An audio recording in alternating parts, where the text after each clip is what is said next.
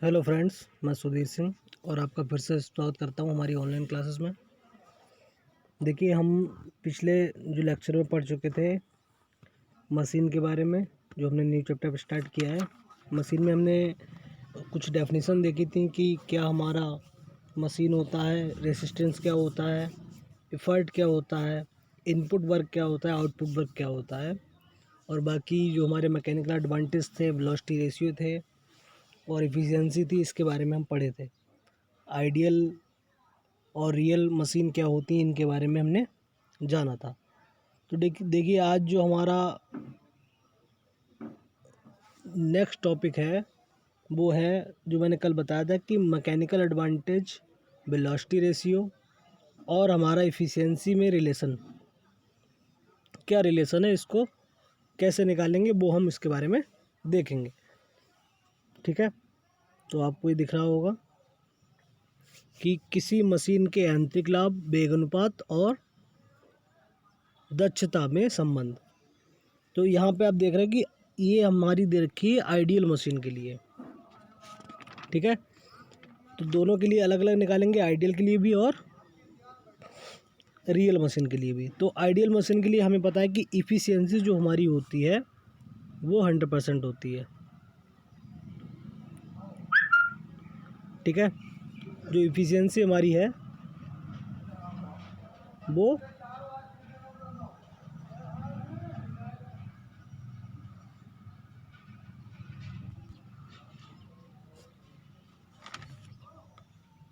जो ईटा हमारा दे रखा है वो हमारा 100% है। उस वजह से यानी कि जो इनपुट होगा वो आउटपुट के इक्वल होगा। समझ में आ रहा है? इनपुट आउटपुट ये इक्वल है, यानी कि अब हमने पीछे जो देख चुके हैं कि इनपुट वर्क क्या था। भाई, जो डेफिनेशन हम पढ़े थे इनपुट की और आउटपुट की, तो जो आउटपुट हमारा था वो W/D और इनपुट था हमारा P/D। ये देखिए, दोनों चीज़ें कैसी हैं, बराबर हैं। बराबर क्यों है? क्योंकि हमारी ये आइडियल मशीन है और आइडियल मशीन में हर चीज़, जो हमारे लॉसेस हैं उनको काउंट नहीं किया जाता है और 100% इफिशिएंसी क्षमता हमारी जो रहती है, दक्षता रहती है, वो 100% रहती है। इस वजह से हमारा W/D और equal to P/D। Small d और कैपिटल डी हमको पता ही है क्या है, ये प्रयास द्वारा चली गई दूरी और भार द्वारा चली गई दूरी। तो यहाँ से हम जो एक रिलेशन बनेगा हमारा वो बनता है W/P equal to capital D/D। अब ये चीज़ हम निकाल चुके हैं कि कैपिटल D/D ये क्या था। देखिए, ये हमारा वेलोसिटी रेशियो था, कैपिटल D/D स्मॉल डी, और मैकेनिकल एडवांटेज जो हमारा था वो कितना था, W/P। ये चीज़ हमने पीछे देखी थी। तो इस रिलेशन से हमारा क्या निकल के आ रहा है कि देखिए, आउटपुट और इनपुट दोनों इक्वल हैं।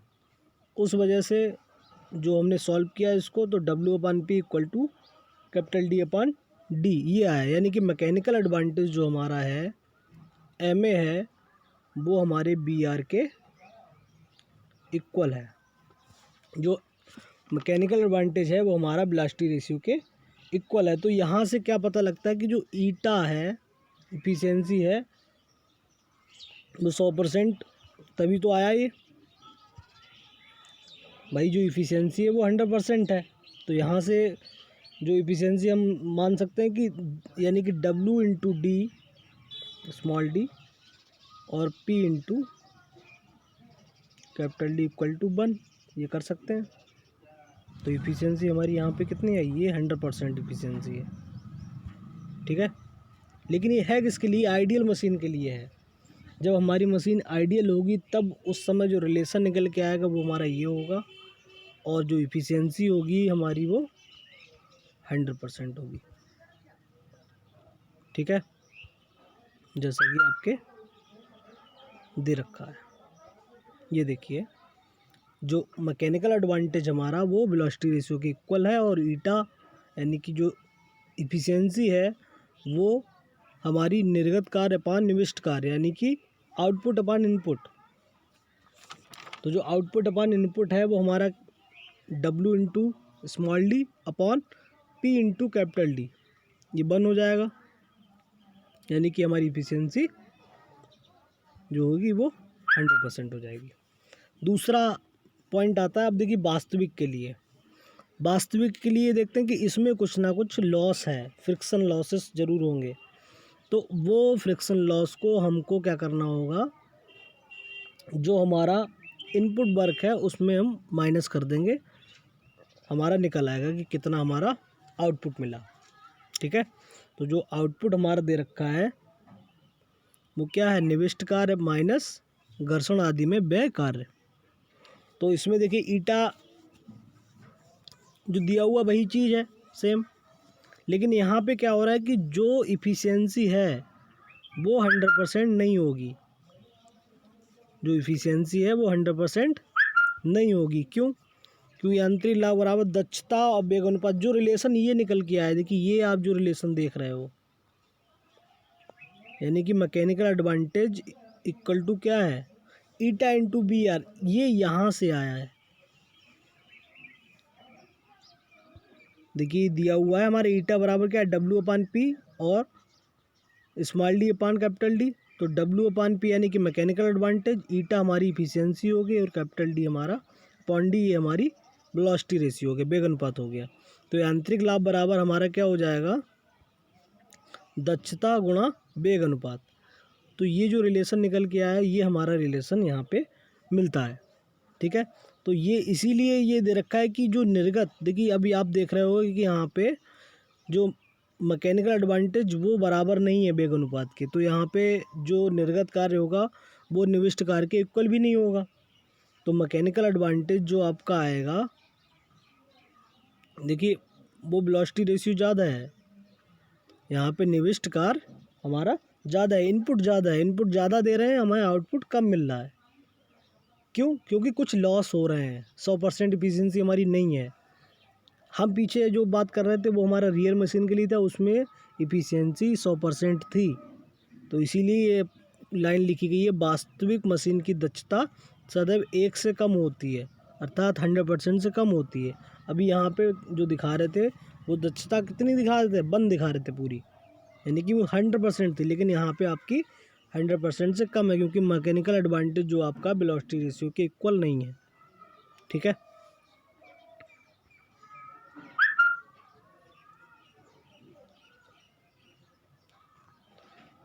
अब देखिए आप इसमें एक पॉइंट देख रहे हैं कि जो दिया हुआ है आपका मशीन का नियम। देखिए बहुत पूछा जाता है मशीन के नियम के बारे में कि क्या मशीन का नियम क्या है।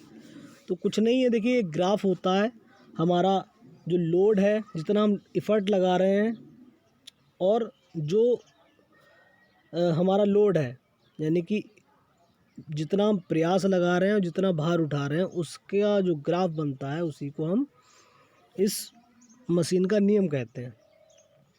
ठीक है, तो इसमें आप देख रहे हो कि ये जो लाइन लिखी हुई है,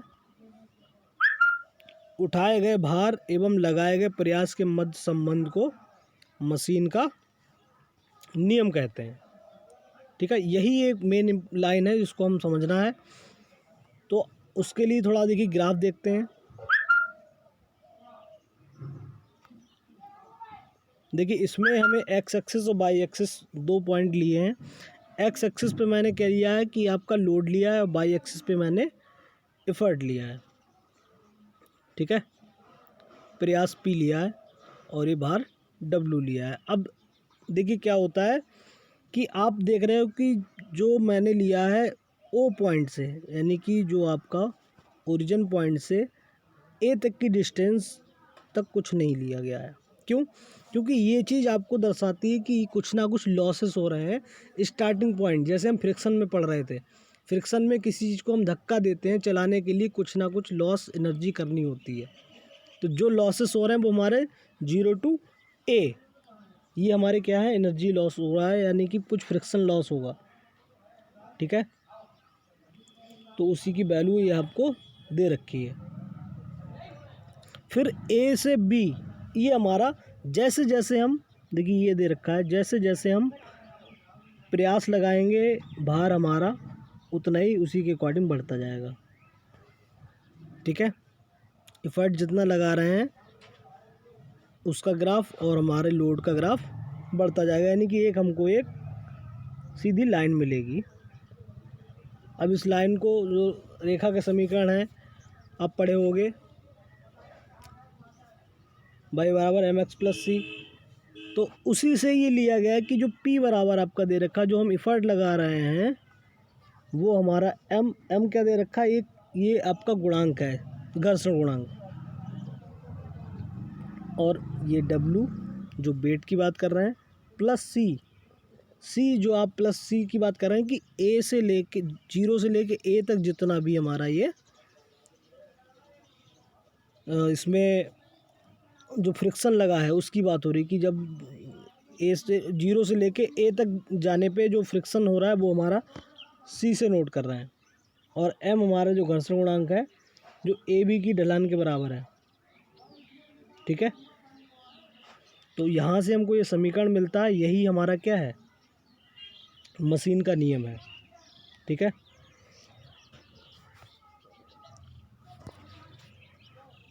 इसको देखिए आगे इसमें देखते हैं।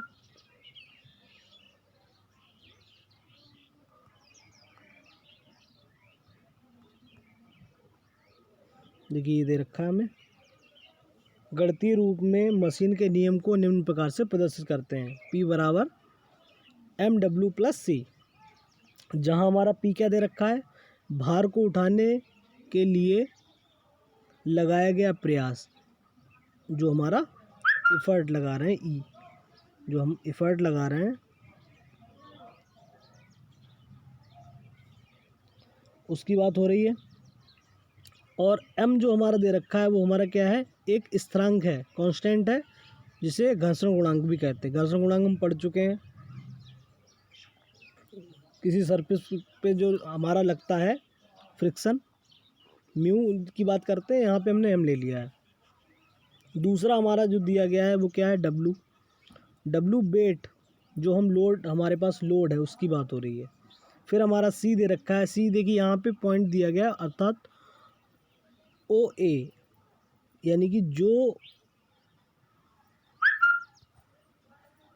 इस पॉइंट पे आप देख रहे हो, यहाँ से ओ से ए तक जाने पे कांस्टेंट वैल्यू आपको दिख रही है, उस समय स्टार्टिंग पॉइंट है, यानी कि कुछ ना कुछ फ्रिक्शन लॉसेस हो रहे हैं, ये उस चीज़ की बात हो रही है। तो ये हमारा सी हो गया।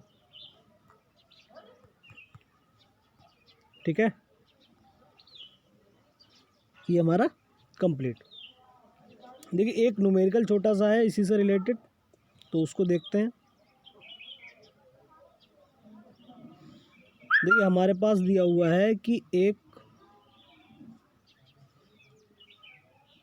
जो लिफ्टिंग मशीन है, उत्पादक यंत्र यानी कि लिफ्टिंग मशीन है, में 7800 न्यूटन भार को 150 न्यूटन आयास उठा लेता है। देखिए यहाँ पे मशीन का काम क्या कर रहे हैं कि कम फोर्स इफर्ट लगा के हम ज़्यादा लोड उठा रहे हैं, तो यहाँ पे आंतरिक लाभ हो रहा होगा। जो 7800 न्यूटन का भार है वो 150 न्यूटन आयास उठा लेता है। इसका जो यांत्रिक लाभ क्या होगा वो हमको निकालना है। ठीक है, यदि मशीन की दक्षता 52% हमको गिवन दे रखी है, इफ़िशियंसी जो आपकी मशीन की है वो 52% दे रखी है, तो वेग अनुपात क्या होगा, वेलोसिटी रेशियो पूछा गया है। यदि इस मशीन में 250 न्यूटन का आयास 13,500 न्यूटन भार को उठाता है। देखिए जो अब दूसरी बात हो रही कि यहाँ पे मशीन में 250 न्यूटन का जो हम इफ़र्ट लगा रहे हैं उससे क्या कर रहे हैं कि 1350 न्यूटन का भार उठा, तो इस मशीन की दक्षता क्या होगी। तो सबसे पहले हमें जो फार्मूले पता है उनका यूज करेंगे, क्या क्या हमको गिवन दे रखा है। तो देखिए एम ए बराबर डब्ल्यू अपान पी, डब्ल्यू हमको गिवन है, पी हमको गिवन है, तो उससे हम मैकेनिकल एडवांटेज निकालेंगे। पहले फर्स्ट पॉइंट के लिए देखिए यहाँ पे हमारा ये 52 निकल के आया। क्या मैकेनिकल एडवांटेज की बात हो रही है कि 52 हमारा मैकेनिकल एडवांटेज है। क्लियर। एम ए बराबर W/P ये होता है। हमसे मैकेनिकल एडवांटेज पूछा गया है तो मैकेनिकल एडवांटेज की वैल्यू डायरेक्ट रखेंगे W/P। तो 7800/150 ये हमारा दिया हुआ है। यहाँ से 52 हमारी वैल्यू निकल के आ गई। अब देखिए वेलोसिटी रेशियो की बात कर रहा है कि वेग अनुपात क्या होगा अगर हमारी दक्षता क्या है 52% दे रखी हो। तो जब 52% के लिए अब इसमें देखेंगे कि हमारा क्या है कि मैकेनिकल एडवांटेज बराबर क्या होता है ईटा इंटू बी आर। अभी हम पीछे पढ़े थे अभी जस्ट कि मैकेनिकल एडवांटेज हमारा क्या होगा, जो दक्षता है और वेलोसिटी रेशियो का गुणनफल होगा। तो मैकेनिकल एडवांटेज की वैल्यू हमको पता है, इफ़िशियंसी की वैल्यू हमको पता है, हमें निकालना है वेलोसिटी रेशियो। यानी कि वेलोसिटी रेशियो जो हम निकालेंगे तो MA/ईटा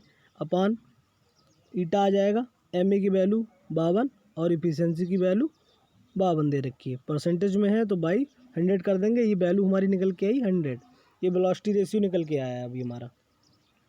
क्लियर। देखिए अब सेकंड पॉइंट की बात करते हैं कि जिसका यांत्रिक लाभ हमको दिया गया है।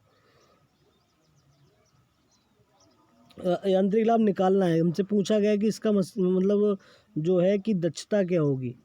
दूसरा जो पॉइंट है इस मशीन में देखिए W एफर्ट दे रखा है हमको और दूसरा क्या दे रखा है लोड दे रखा है। तो फिर से वही करेंगे कि मैकेनिकल एडवांटेज हमारा W/P होगा। तो W की वैल्यू 13,500 और 250 ये वैल्यू हमने रखी P की। तो हमारा ये वैल्यू आई मैकेनिकल एडवांटेज 54। ठीक है।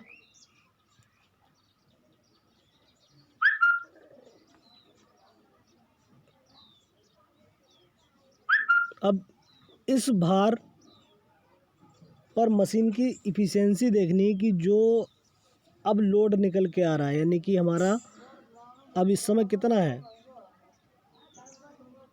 1350 की बात हो रही है, क्योंकि मैकेनिकल एडवांटेज में जो हमने लोड लिया गया है उसकी बात हो रही है। अभी ऊपर वाले में क्या था 7800 था और हमारा जो एफर्ट लगा रहे थे वो 150 था। इसमें क्या कर रहे हैं हम उसको 150 की जगह 250 एफर्ट लगा रहे हैं और 13,500 हमारा जो लोड है।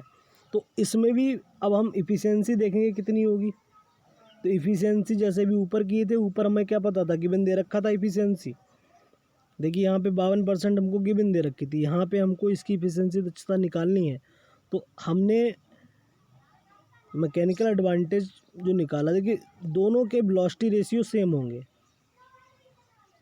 कंपेरिजन करना है।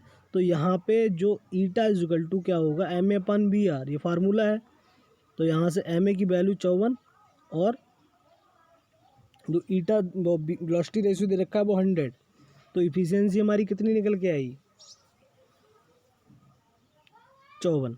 ठीक है, 54% हमारी क्या आई इफ़िशियंसी निकल के आई। तो ये मशीन की जो हमारी दक्षता निकल के आएगी, इस मशीन की दक्षता कितनी है। ठीक है, क्योंकि मशीन वही है, उसमें लोड और एफर्ट को बार बार चेंज कर रहे हैं।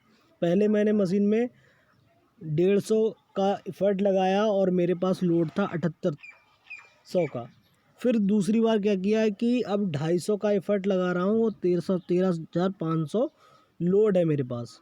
तो मुझे चाहिए उसकी इफ़िशियंसी, तो वेलोसिटी रेशियो दोनों का सेम होगा। मुझे पहले मैकेनिकल जो देखना है कि मैकेनिकल एडवांटेज कितना आ रहा है, लाभ कितना हो रहा है, वो रख के वैल्यू रखेंगे। हमारी वैल्यू निकल के आई 54%। तो 54% हमारी क्या है, ये दक्षता है इस मशीन की। ठीक है, देखिए आज के लिए इतना। नेक्स्ट टाइम पे हम अब एक एक करके, जैसे मैंने भी बताया था कि अभी आपको पुली हो गई है, उसके टाइप रह गए हैं, तो उन टाइप को लीवर्स जो हैं वो धीरे धीरे करेंगे। पहिया हो गया है, उनके बारे में देखेंगे कि क्या है उसका मैकेनिकल एडवांटेज। सभी में देखिए क्या है आपको वेलोसिटी रेशियो और मैकेनिकल एडवांटेज के बारे में ही करना है। इसमें से आपको एग्ज़ाम में कोई ना कोई एक मशीन ज़रूर आती है जिसको आपको करना होगा, और 5 नंबर में आपकी आती है, हर बार आती है लगभग। तो अब कौन सी आएगी इसके बारे में कंफर्म नहीं है, इसीलिए 3-4 हैं, इनको सभी को आप कर लीजिए और जो आपके एग्ज़ाम के लिए अच्छा रहेगा। ठीक है, नमस्कार दोस्तों। हाँ, एक बात और कहना चाहूँगा कि कुछ लोगों ने अभी आरोग्य सेतु ऐप डाउनलोड नहीं किया है, तो वो आरोग्य सेतु ऐप डाउनलोड कर लें, जिससे उनके भी अटेंडेंस हम चढ़ा सकें।